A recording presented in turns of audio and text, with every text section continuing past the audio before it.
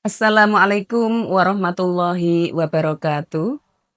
Alhamdulillahirabbil alamin wassalatu wassalamu ala asrofil anbiya'i wal mursalin wa ala alihi wa ashabihi ajmain amma ba'du.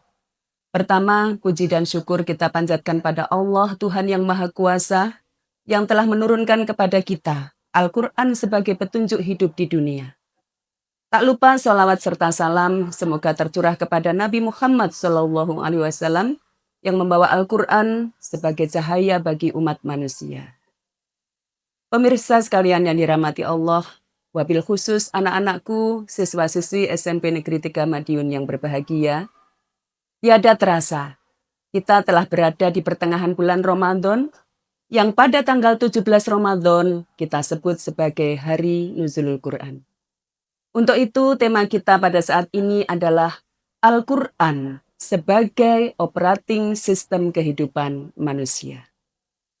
Pemirsa yang dirahmati Allah, apa itu operating system? Atau bahasa Indonesianya sistem operasi. Ini bisa kita artikan dengan pusat kendali. Maksudnya bagaimana? Bayangkan saja kita punya laptop atau handphone. Layarnya ada, aplikasinya ada, memorinya juga ada. Kalau tidak ada sistem yang mengoperasikan, maka handphone tersebut tidak dapat kita gunakan. Atau biar mudah untuk menggambarkan begini. Kita punya laptop atau handphone yang canggih. Suatu ketika dalam keadaan tertentu, tiba-tiba hang atau lemot. Nah, itu berarti operating system atau sistem operasinya sebagai pusat pengendali handphone tersebut sedang bermasalah. Untuk kehidupan manusia agar semuanya berjalan lancar, mudah dan bahagia, serta sesuai harapan, maka harus ada sistem operasi yang benar. Untuk itu kita membutuhkan Al-Quran sebagai sistem pengendali atau operating sistemnya. Sebagaimana firman Allah dalam surat Al-Isra ayat 9 yang berbunyi, Inna hadzal Qur'ana yahdi lillati hiya aqwam. Yang artinya, sesungguhnya Al-Quran ini memberi petunjuk ke jalan yang paling lurus.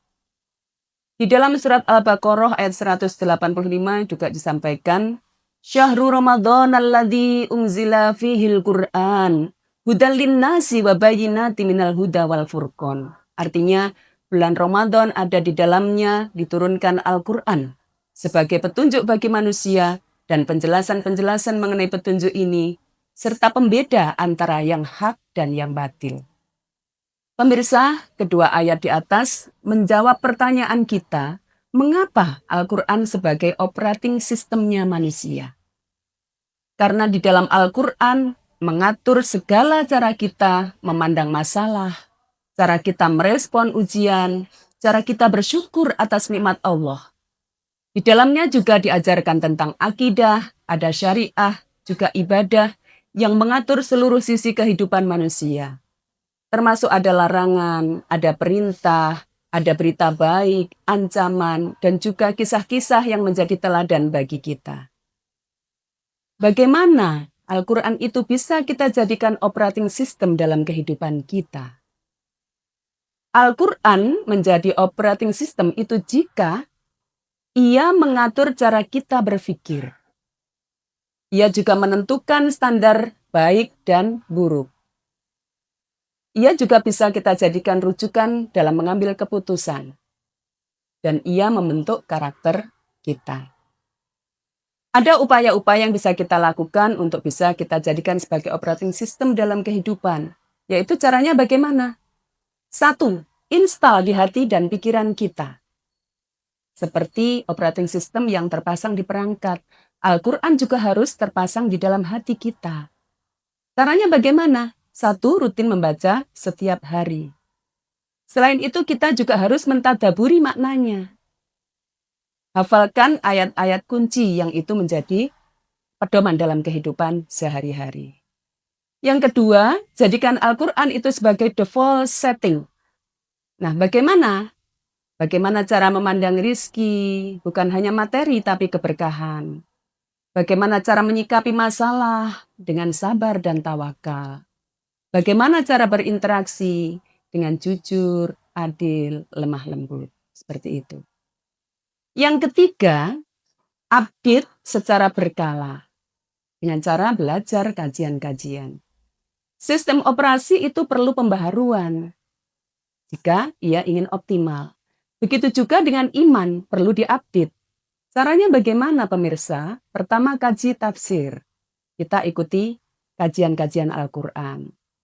Yang kedua, masuklah kita pada lingkungan yang baik, pengajian dan sejenisnya. Yang ketiga, muhasabah diri. Kemudian yang keempat, jadikan Al-Quran itu sebagai firewall. Operating system itu punya sistem keamanan. Al-Quran juga harus bisa menjadi pelindung. Pelindung dari apa? Dari perbuatan dolim. Pelindung dari ribah dan fitnah. Pelindung dari riba dan kecurangan. Dan pelindung dari perbuatan-perbuatan buruk lainnya. Yang kelima, integrasikan ke semua aplikasi hidup. Al-Quran harus hadir dalam diri kita. Dalam apa? Dalam pekerjaan. Kita harus amanah, harus profesional.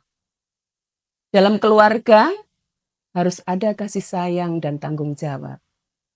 Dalam sosial, maka kita harus berbuat adil, harus peduli satu sama lain, harus saling menghargai dan sebagainya.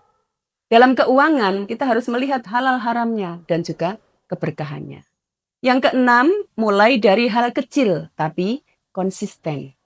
Operating system itu bekerja dari proses kecil yang dijalankan secara terus-menerus.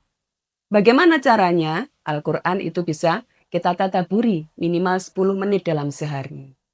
Kemudian satu ayat diamalkan setiap hari. Kemudian satu kebiasaan buruk diperbaiki setiap minggu.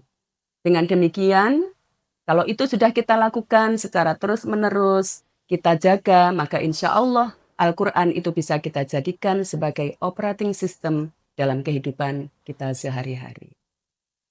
Demikian sedikit yang bisa saya sampaikan, mudah-mudahan ada manfaatnya. Dan marilah kita saling bahu-membahu, saling bekerja sama untuk bisa mewujudkan Al-Quran itu sebagai operating system dalam kehidupan kita. Wabillahi taufik wal hidayah, waridha wal inayah. Wassalamualaikum warahmatullahi wabarakatuh.